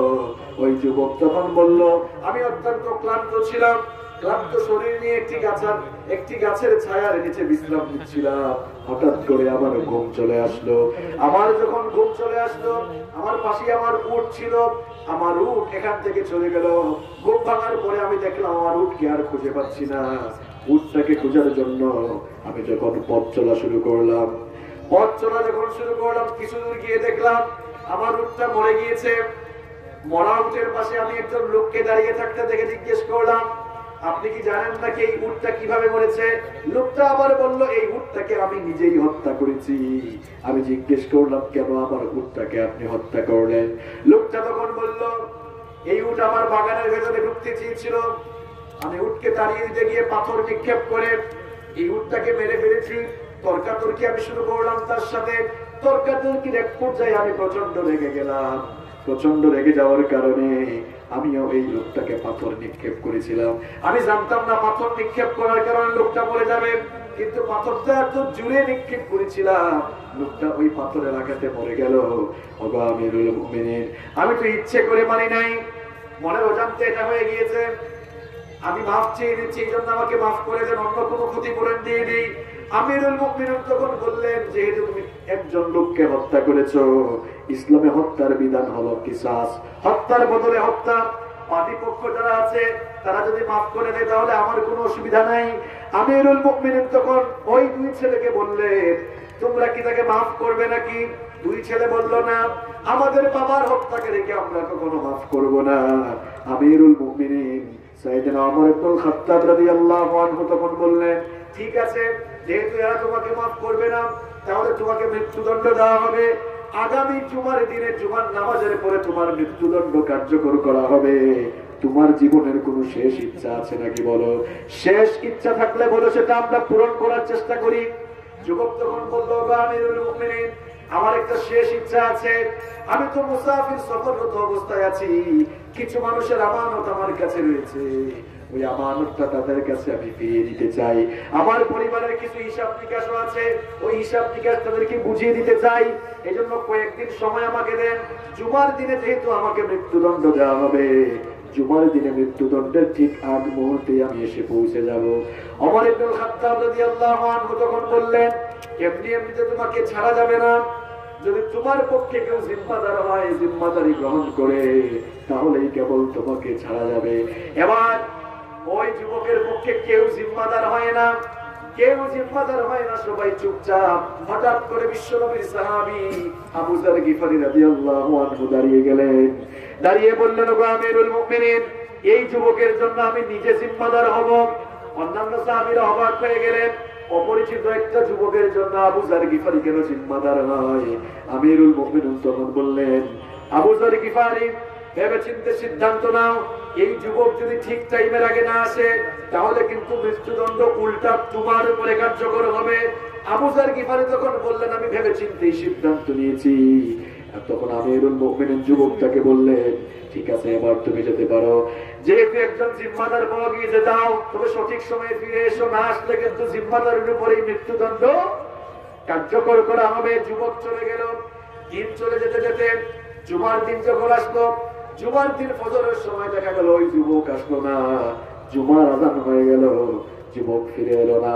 মদিনায় তখন থমথমে অবস্থা। আহারে, অপরাধী একটা যুবকের জন্য নিষ্পাপ আবু যর গিফারী জিম্মাদারি গ্রহণ করে আজ সে নিজের জীবনটাই দিতে চলেছে। সবাই তখন চিন্তিত, পেরেশান, অবাক। আজকে কি হয় না জানি। ওমর ইবনুল খাত্তাব জুমার নামাজের পরে কোন বিচার করেন না জানি। একটা থমথমে অবস্থা বিরাজ করছে। আমিরুল মুমিনিন সাইয়েদনা ওমর ইবনুল খাত্তাব রাদিয়াল্লাহু আনহু জুমার খুতবা দিলেন, জুমার নামাজে ইমামতি করলেন। তখনও যুবক এসে নাই। জুমার নামাজ শেষ করার পরে দেখা গেল যুবক তখনও আসে নাই। আমিরুল মুমিনিন তখন বললেন, আবু যর গিফারীকে মৃত্যুদণ্ড দেওয়ার জন্য সকল প্রস্তুতি সম্পন্ন করো, কারণ সে ওই অপরাধী যুবকের জিম্মাদারি গ্রহণ করেছে। যখনই আবু যর গিফারী রাদিয়াল্লাহু আনহুর মৃত্যুদণ্ড কার্যকর করার সকল প্রস্তুতি নেওয়া হলো, মৃত্যুদণ্ড যেই মুহূর্তে কার্যকর হবে, ঠিক তখনই দেখা গেল কে যেন মরুভূমির ধুলা উড়িয়ে ঘোড়া চালিয়ে এদিকে আসতেছে। বলা হলো, একটু অপেক্ষা করো, দেখি ঘোড়া চালিয়ে কে আসে। দেখা গেল ওই যুবক এসে হাজির হয়ে গিয়েছে। আল্লাহু আকবার। যুবক যখন চলে আসলো, ওমর ইবনুল খাত্তাব রাদিয়াল্লাহু আনহু অবাক হয়ে গেলেন। যুবককে বললেন, ওগো যুবক, তুমি তো চলেই গিয়েছিলে, তুমি তো চাইলে না আসলেও পারতে, না আসলে তুমি তো বেঁচে যেতে, তুমি কেন আসলে? আসার কারণে এখন তো তোমার মৃত্যুদণ্ড দেওয়া হবে। যুবক তখন বলল, আমিরুল মুমিনিন, আমি তো আপনাকে ওয়াদা দিয়ে গিয়েছিলাম, আমার মানুষের আমানত ফিরিয়ে দিতে গিয়েছিলাম। আমি যদি ওয়াদা দেওয়ার পরে ঠিক টাইমে না আসতাম, গোটা দুনিয়ায় খবর হয়ে যেত মুসলমানরা ওয়াদা করে ওয়াদা রাখতে জানে না। এই কথা যেন কেউ বলতে না পারে আমি ওয়াদা দিয়ে আমার ওয়াদা ঠিক রেখেছি, এই জন্য আমি ফিরে এসেছি। মৃত্যুদণ্ডের জন্য আমিও প্রস্তুত। এবার ওমর ইবনুল খাত্তাব রাদিয়াল্লাহু আনহু আবু যর গিফারী রাদিয়াল্লাহু আনহুকে জিজ্ঞেস করলেন, ওগো আবু যর গিফারী, তুমি তো যুবকটাকে চিনতে না, অপরিচিত একটা যুবকের জন্য নিজের জীবনকে হুমকির মুখে কেন ফেলে দিলে? তার জন্য তুমি কেন জিম্মাদার হয়ে গেলে? আবু যর গিফারী রাদিয়াল্লাহু আনহু তখন বললেন, ওগো আমিরুল মুমিনিন, আমাদের একজন ইমানদার মুমিন ভাই, একজন মুসলমান ভাই বিপদে পড়েছে। কেউ যদি তাকে সাহায্যের জন্য এগিয়ে না আসে, তাহলে গোটা দুনিয়ায় খবর হয়ে যাবে একজন মুসলমান বিপদে পড়েছিল, অথচ কোন মুসলমান তাকে সাহায্য করে না। এই কথা তুমি কেউ বলতে না পারে, এজন্য কেউ না দাঁড়ালেও আমি তার পক্ষে দাঁড়িয়ে গিয়েছি। আল্লাহু আকবার। আর আমাদের চরিত্র কেমন? আগুন লাগলে আগুন নিভাই না, আরো জ্বালায় দেই। আরে কপাল পুরা মুসলমান। এই দুইজনের কারবার দেখে ওই দুই ছেলে, কোন দুই ছেলে মনে আছে তো, যাদের বাবাকে ওই যুবক মেরেছিল, এরা এই অবস্থা দেখে তারা বললো, আমিরুল মুমিনিন এই ছেলেটাকে মৃত্যুদণ্ড দিয়ে নাই, কেউ মাফ করে দিলাম আমরা। সুবহানাল্লাহ। ওমর ইবনুল খাত্তাব আরো অবাক, বললেন কি ব্যাপার? বিচারের প্রথম দিনে তোমরা তো তাকে মাফ করতে চাইলে না, আজকে কেন মাফ করছো? এবার ছেলেরা জবাব দিল, ওগো আমিরুল মুমিনিন, আমাদের একজন ভাই মনের অজান্তে একটা ভুল করেছে, আমাদের কাছে মাফ চেয়েছে। আমরা যদি ক্ষমা করে না দেই তাহলে গোটা দুনিয়ায় খবর হয়ে যাবে মনের অজান্তে ভুল করার পরে একজন মুসলমান আর একজন মুসলমানের কাছে মাফ চাওয়ার পরেও তাকে মাফ করা হয় নাই, এই কথা যেন কেউ বলতে না পারে। এই জন্য আল্লাহর হস্তে আমাদের ভাইকে আমরা মাফ করে দিলাম। আর আমরা কারো ভুল পেলে সহ্যই করতে পারি না। কেউ উপরে উঠে, কেউ যদি উপরে উঠে যায় নিচে নামানোর চেষ্টা করি। আমাদের মতের ভিন্ন মত হলে তাকে আমরা দেখতে পারি না, কাফের পর্যন্ত ফতোয়া বানায় দিই। এটা তো মুমিনের স্বভাব হতে পারে না। তাহলে প্রিয় ভাইরা, মুমিনরা ওয়াদা রক্ষা করবে। আপনি যার সাথে যে প্রতিশ্রুতি দিবেন সেই প্রতিশ্রুতি আপনি রাখবেন, এটা মুমিন জীবনের কর্মসূচি। এরপরে মুমিন জীবনের সফলতা সর্বশেষ এবং 7 নম্বর কর্মসূচি হচ্ছে আল্লাহ তাআলা বললেন, ওয়াল্লাযীনা হুম আলা সালাওয়াতিহিম ইউহাফিজুন, যারা নামাজ সংরক্ষণ করে যথাযথভাবে 5 ওয়াক্ত নামাজ আদায় করে। প্রিয় ভাইরা, একটি জিনিস আপনারা চিন্তা করেন তো, এখানে আল্লাহ তাআলা 7টি কর্মসূচির প্রথমটা শুরু করেছেন নামাজের বিনয় দিয়ে, আবার একেবারে সর্বশেষ 7 নম্বর শেষও করেছেন আবার কি দিয়ে? কথা কন না কেন, কি দিয়ে? আল্লাহ শুরু করেছেন নামাজ দিয়ে, শেষও করেছেন। কি বুঝলেন আপনারা? কি বুঝলেন তাহলে আপনারা? নামাজ ছাড়া সফল কাম হওয়ার কোন সুযোগ নাই। Keep in your mind, Salat is the key of success. Salat is the key of paradise. নামাজ হচ্ছে সফলতার চাবি, নামাজ হচ্ছে জান্নাতের চাবি। রাসূল করিম সাল্লাল্লাহু আলাইহি ওয়াসাল্লাম বলেছেন, বাইনাল আবদি ওয়াল কুফরি তারকুস সালাহ, আল্লাহর বান্দা আর কাফেরের মধ্যে পার্থক্যই হলো নামাজ ছেড়ে দেওয়া। আল্লাহর বান্দা কখনো নামাজ ছাড়তে পারে না। নামাজ হচ্ছে মুমিনের প্রতীক, নামাজ হচ্ছে মুমিনের পরিচায়ক। মুমিন যারা, এরা কখনো নামাজ ছাড়তে পারে। আমার অনেক বাবারা আছেন আপনারা নামাজ পড়েন না, আমার অনেক যুবক আর তরুণ ভাইয়েরা আছে তারাও নামাজে আসে না। কেন আপনারা নামাজে আসেন না? ওই জিমরুমে বসে আল্লাহকে চিনলেন না, আল্লাহকে সাজদা দিলেন না। কখন আমরা দুনিয়া থেকে চলে যাব কেউ আমরা জানি না, কে কখন দুনিয়া থেকে চলে যাব আমরা কেউ জানি না। এখন গোটা দুনিয়া গ্লোবাল ভিলেজে পরিণত হয়েছে। বিজ্ঞান আর প্রযুক্তি এতই উন্নত, সমৃদ্ধ আর বিকশিত হয়েছে, ঘরে বসে গোটা দুনিয়ার খবর নেওয়া যায়। ঘরে বসে গোটা দুনিয়ার খবর নেওয়া গেলেও আমরা কিন্তু কেউ জানি না আমাদের কার জন্য কাফনের কাপড় এসে দোকানে রেডি হয়ে আছে। কেউ জানি আমরা? গতকাল এই আসরের টাইমে অনেক মানুষ জমিনের উপরে বুক ফুলিয়ে হেঁটেছিল, এবং বহু মানুষ আজ আসরের টাইমে কবরের নিচে শুয়ে গেছে। আছে না নাই? আপনারও জীবন ফুরিয়ে যাবে, তাহলে কেন নামাজে আসেন না? যুবক আর তরুণদেরকে নামাজে আসার কথা বললে তারা বলে, হুজুর আমাদের সময় হয় নাই, আমরা বুড়া হই, চুলদারি পাকুন তারপরে আসবো। তোমাকে শুধু আমি একটা কথাই বলছি, তুমি যে বুড়া হবা, চুলদারি পাকবে, এর তো কোনো গ্যারান্টি নাই। শয়তানের এই পজিটিভ ধোকায় পড়ে কেন তুমি তোমার জীবনকে ধ্বংসের মুখে ঠেলে দিচ্ছ? তুমি কি জানো না, দুনিয়াতে আসার সিরিয়াল আছে কিন্তু যাওয়ার কোনো সিরিয়াল লাগে না। দুনিয়াতে আসার জন্য সিরিয়াল আছে, প্রথমে আসেন দাদা, তারপরে বাবা, এরপরে দাদার ঘরে নাতি হয়। এইরকম দুনিয়াতে আসার সুন্দর সিরিয়াল আছে, কিন্তু দুনিয়া থেকে যাওয়ার কোনো সিরিয়াল নাই। মাঝে মাঝে এমন করুণ দৃশ্য দেখা যায়, নাতির লাশ দাদা কবরে নামায়। আছে না? দুনিয়ার এই রঙ্গমঞ্চ, দুনিয়ার এই চাকচিক্যে আপনি টিকে থাকতে পারবেন না, এখান থেকে সবাইকে চলে যেতে হবে। আপনি যদি পরকালে গিয়ে ভালো থাকতে চান, নামাজ ছেড়ে দিবেন না। 5 ওয়াক্ত আযান হলেই পাগলের মতো মসজিদে যাবেন, যাবেন তো ইনশাআল্লাহ? তাহলে এই সূরার মধ্যে আল্লাহ তাআলা মুমিন জীবনে সফল হওয়ার জন্য কয়টি কাজ করার কথা বলেছেন? সবাই বলেন কয়টি? এবার আসেন কোন 7টি কাজ রিপিট করছি আবার। 1 নাম্বার, নামাজ বিনয়ের সাথে আদায় করতে হবে। 2 নম্বর, বেহুদা ফালতু অনর্থক কোনো কথাও বলা যাবে না, কোনো কাজে সময় নষ্ট করা যাবে। 3 নম্বর হলো যাকাতের পথে তৎপর থেকে নিজের জীবনটাকে পরিশুদ্ধ করা, অর্থাৎ আত্মশুদ্ধি অর্জন করা। 4 নম্বর হলো নিজের চরিত্রকে সুন্দর করা, চরিত্র হেফাজত করা। একজন আজানের জবাব দিয়ে দেন। এরপরে 5 নম্বর হলো আমানত রক্ষা করা, 6 নম্বর ওয়াদা রক্ষা করা, 7 নম্বর হলো নামাজের হেফাজত করা। এই 7টি কাজ যারা করবেন, উলাইকা হুমুল ওয়ারিসুন, তারাই ওয়ারিস হবে। আল্লাযীনা ইয়ারিসুনাল ফিরদাউস, জান্নাতুল ফিরদাউসে যে জান্নাত বানিয়েছেন কে? এই 7টি কাজ করলেই জান্নাতুল ফিরদাউসের ওয়াদা আমাদের ব্যাপারে দিচ্ছেন কে? আযান শেষ হওয়ার পরে আমরা বাকি কথা এবং মোনাজাত শেষ করব ইনশাআল্লাহ। কর্মসূচি দিয়েছেন। কয়টা কর্মসূচি?